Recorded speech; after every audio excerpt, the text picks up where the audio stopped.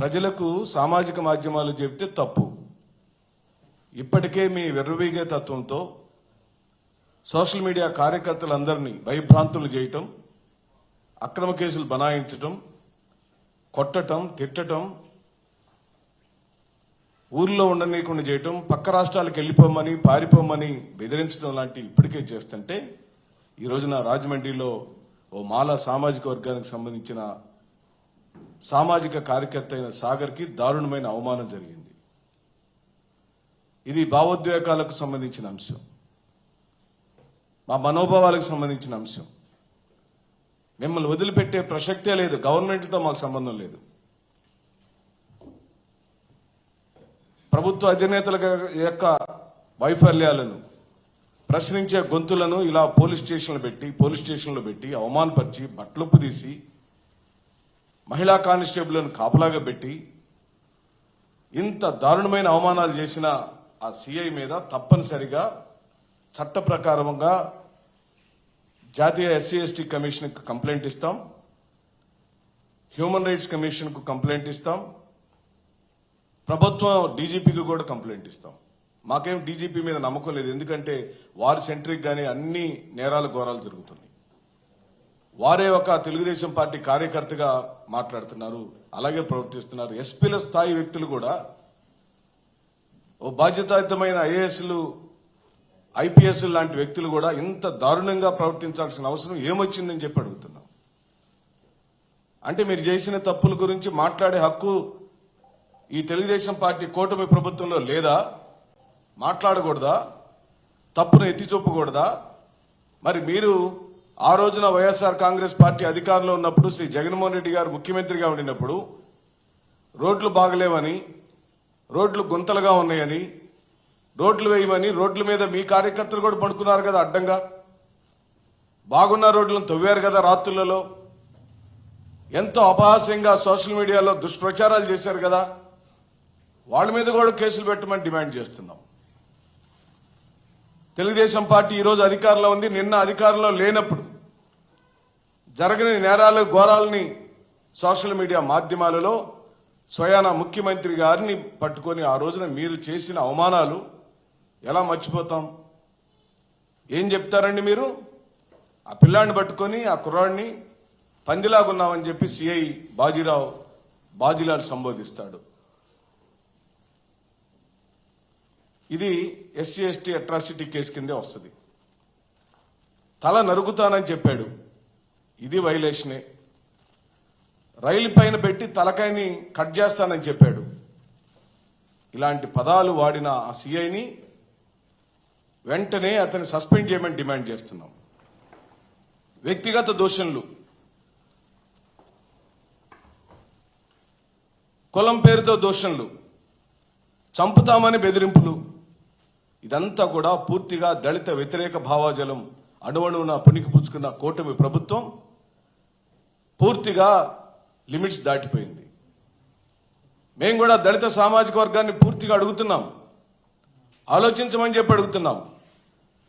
మాలా మాదిగలకు, రెల్లి కులస్తులకి రాష్ట్రంలో జరుగుతున్న దారుణమైన అవమానాన్ని, మారణ కాండలను ఆలోచించమని చెప్పి అడుగుతున్నాం.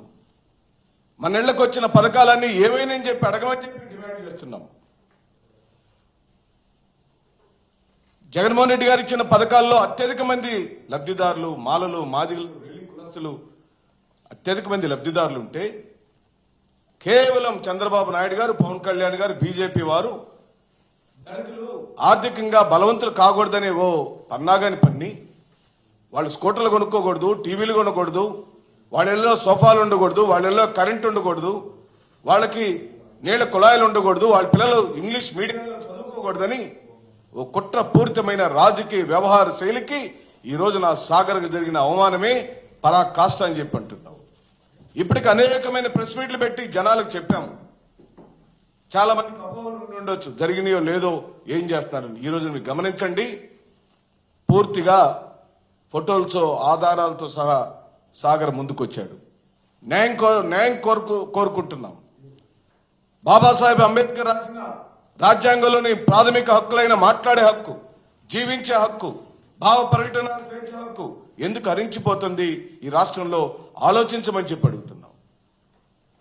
విఘ్నులైన వాళ్ళందరినీ అడుగుతున్నాం, దళిత సామాజిక వర్గాలని అడుగుతున్నాం. తెలుగుదేశం పార్టీ కూటమి ప్రభుత్వంలో ఉన్న దళిత నాయకులారా ఆలోచించమని చెప్పి అడుగుతున్నాం. మీరు నమ్మిన నాయకులు, మీరు అనుసరిస్తున్న నాయకులు, మీరు ఓట్లేమని గ్రామాల్లో అడిగిన నాయకులు ఈ రోజున సాగర్ మీద జరిగిన దారుణమైన అవమానానికి సమాధానం ఎవరు చెబుతారో ముందుకు రమ్మని చెప్పి అడుగుతున్నాం. ఆ సాగర్ని తీసుకొని తప్పనిసరిగా చేయాల్సిన ఉద్యమాన్ని తప్పనిసరిగా ప్రజా ఉద్యమం చేస్తాం. దళిత సామాజిక వర్గంలో అవగాహన కల్పిస్తాం. మాదిగ రెల్లి కులస్తులకు జరుగుతున్న దారుణమైన అవమానాన్ని తెలుగుదేశం పార్టీ చంద్రబాబు నాయుడు చేస్తున్న ఈ దారుణ మారణ కారణాలకు ఫుల్ స్టాప్ పడాలని, దళిత నాయకత్వాలు ఆలోచించాలని, మేధావులు ఆలోచించాలని, వ్యాస రచన చేసే వాళ్ళు ఆలోచించాలని, మీడియా సోదరులు ఆలోచించమని చెప్పి సవినయంగా కోరుతూ సెలవు తీసుకుంటున్నాను. అలాగే దళిత సామాజిక వర్గానికి సంబంధించిన సునీల్ గారి మీద ఓ రాజకీయ కుట్ర జరుగుతుంది. పారిపోయాడని, ఆయన ఎవరికో బినామీ అని, ఆ వ్యాపారం ఈ వ్యాపారం చేస్తున్నారని పెద్ద కులాల్లో పుట్టిన రాజకీయ నాయకులు పదే పదే సునీల్ గారిని సిఐడి ఆఫీసర్గా పనిచేసి అత్యున్నతమైన స్థాయికి వెళ్ళిన ఓ సిఐడి స్థాయి అధికారిని భయభ్రాంతులు చేస్తున్నారే. నిన్నేమో అన్యాయంగా విజయపాల్ గారిని కేసుల్లో ఇరికిచ్చి డ్యూటీలు చేయటం కూడా నేరమేనా ఈ రాష్ట్రంలో అని చెప్పి అడుగుతున్నాం. నన్ను కొట్టారని రఘురామకృష్ణరాజు గారిని చెప్తే మీరు ఈరోజు మరి విజయ్ పాల్ గారి స్థాయి నాయకులను అరెస్ట్ చేశారు కదా.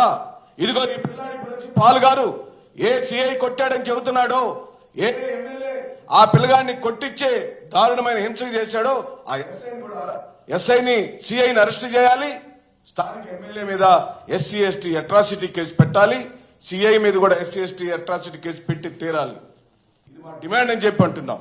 మీరు గనక ఈ పని చేయకపోతే మీరు పూర్తిగా దళిత వ్యతిరేక ప్రభుత్వం అని, మీరు దళిత వ్యతిరేకులని, మీకు మానవత్వం లేదని, కేవలం దళిత సామాజిక వర్గాలను ఓట్ బ్యాంక్ రాజకీయానికి వాడుకుంటున్నారని మేము నమ్మాం. పూర్తిగా ప్రజలు కూడా నమ్మేటట్టు చేస్తామని మిమ్మల్ని మాత్రం వదిలిపెట్టే ప్రసక్తి లేదు.